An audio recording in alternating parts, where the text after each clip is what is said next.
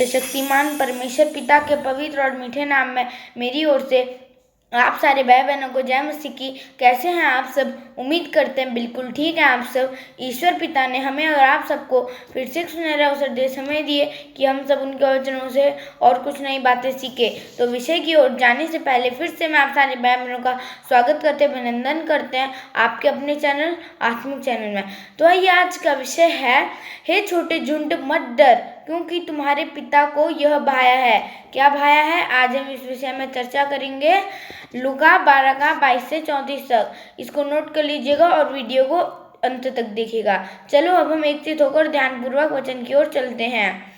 फिर उसने अपने चेलों से कहा, इसीलिए मैं तुमसे कहता हूँ, अपने प्राण की चिंता न करो कि हम क्या खाएंगे, न अपने शरीर की कि क्या पहनेंगे।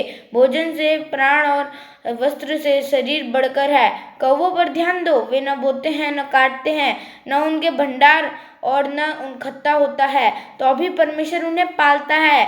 प्रभु यीशु मसीह का वचन कह रहा है, तुम इस बात की चिंता न करो कि हम क्या खाएंगे, क्या पिएंगे, क्या पहनेंगे। आजकल के लोग इसी बात की चिंता करते हैं।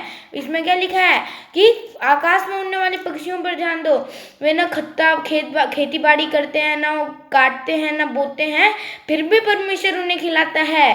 जो लोग परमेश्वर के इस वचन में चलेंगे, परमेश्वर उनको भी ऐसे ही खिलाएंगे। तुम्हारा मूल्य पक्षियों से कहीं अधिक है। तो हमारा मूल्य, प्रभु यीशु मसीह का वचन कह रहा है कि तुम्हारा मूल्य पशु पक्षियों से कहीं ज्यादा अधिक है। तुम में से ऐसा कौन जो चिंता करने से अपनी आयु में एक भी घड़ी बढ़ा सकता है? चिंता कौन मनुष्य करता है? वही मनुष्य करता है जिसको परमेश्वर पर भरोसा नहीं है। इसीलिए यदि तुम सब में से छोटा काम भी नहीं कर सकते तो और बातों के लिए क्यों चिंता करते हो? सोसनों के पेड़ पर ध्यान करो कि वे कैसे बढ़ते हैं। वे न परिश्रम करते न काटते हैं। तो अभी मैं तुमसे कहता हूँ कि सुलेमान भी अपने सारे वैभव में उनमें से किसी एक के समान वस्त्र पहने हुए न था।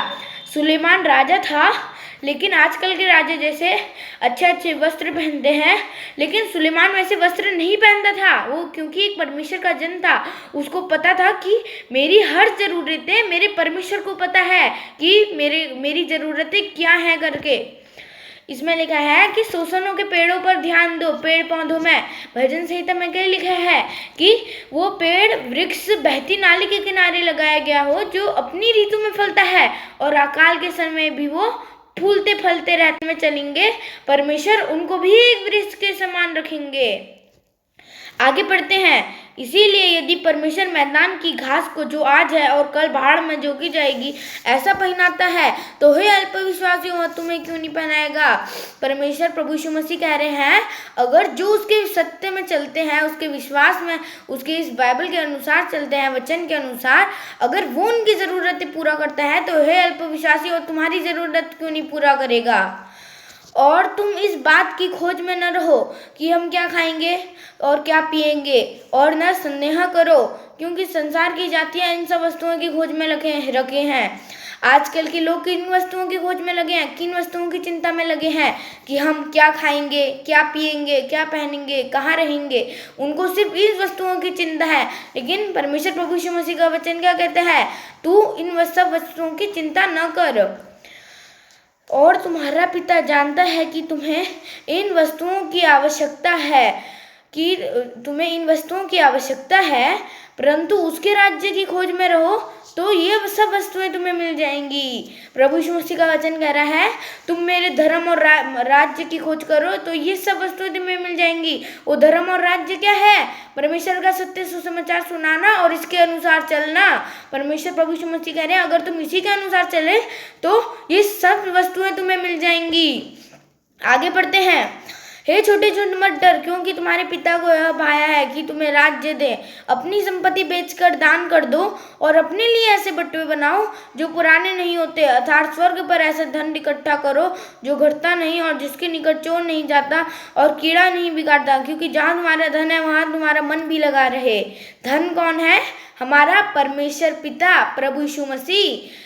और इसमें लिखा है, हे छोटे झुंड मत डर, क्योंकि तुम्हारे पिता को यह भाया है कि तुम्हें अपना स्वर्गीय राज्य दे। जब हम इस वचन के अनुसार चलेंगे, इसकी आज्ञा के अनुसार चलेंगे, तो प्रभु यीशु मसीह हमें उस स्वर्गीय राज्य में ले जाएंगे। अपने लिए ऐसे बटुए बनाओ जो पुराने नहीं होते, अर्थात स्वर्ग पर ऐसा धन इकट्ठा करो। वो धन इकट्ठा करना क्या मीनिंग क्या होता है?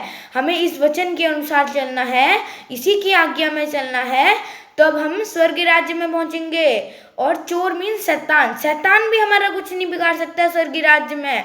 तो इस वचन में ध्यान से चिंतन और मनन कीजिएगा और संसारिक अभिलाषाओं से मन हटाए, क्योंकि इसमें लिखा है तुम मेरे धर्म और राज्य की खोज करो, ये सब वस्तुएं तुम्हें मिल जाएंगी। अगर तुम मेरी आत्मिकता और धार्मिकता में चलोगे तो तुम्हें ये सब वस्तुएं मिल जाएंगी। और प्रभु यीशु मसीह का वचन कहता है, हे बोझ से दबे हुए लोगों मेरे पास आओ, मेरा जुआ सहज और हल्का है। मेरे पास आओ, मेरा जुआ सहज और हल्का है। हमें सिर्फ प्रभु यीशु मसीह के वचनों में चलना है, उसी के अनुसार चलना है, तब हमें स्वर्ग राज्य मिलेगा। तो इस पूरे वचन में ध्यान से चिंतन और मनन कीजिएगा। वीडियो को लाइक करके शेयर करिएगा। तब तक मुझे विदा दें, अगले सब्जेक्ट अगले विषय में मिलेंगे। नमस्कार, जय मसीह की, गॉड ब्लेस यू।